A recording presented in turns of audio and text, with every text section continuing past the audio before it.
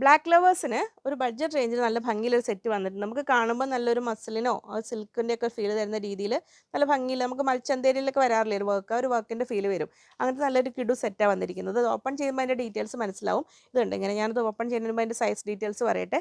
ഇതിലെല്ലാം ടോപ്പ് വന്നിരിക്കുന്നത് 2.4 മീറ്റേഴ്സ്. ഇതിലെല്ലാം അല്ല, അതങ്ങനെ പറഞ്ഞ് ശീലമായതുകൊണ്ട് ടോപ്പ് 2.4 മീറ്റേഴ്സും ബോട്ടം 2.2 വന്നിട്ടുണ്ട്. ദുപ്പട്ടയും 2.2 220 വീതം വന്നിരിക്കുന്നത്. നമുക്കത് സെറ്റ് ചെയ്തിട്ട് നോക്കാം എങ്ങനെ വരുന്നു. അത് സെറ്റ് ചെയ്യുമ്പോൾ അതിൽ ടോപ്പ് നമ്മൾ ഇതുണ്ടോ നല്ല ഭംഗിയുള്ള ഒരു സ്പൺ ടൈപ്പ് ഒരു നമുക്ക് കോട്ടൺ ഫ്ലെക്സിൻ്റെയും ഒരു സ്പണ്ണിൻ്റെയൊക്കെ മിക്സ് ആയിട്ട് വരുന്ന അങ്ങനത്തെ ഒരു ഫാബ്രിക്. ഇതുണ്ടോ ഫാബ്രിക്, ഇതാണ് ഫാബ്രിക് വരുന്നത്. ആ ഒരു വർക്ക് ഉണ്ട് ഫുൾ ഓൾ ഓവർ ഒരു എംബ്രോയ്ഡറി വർക്ക്. 1270 1270 രൂപ വരുന്നുള്ളൂ.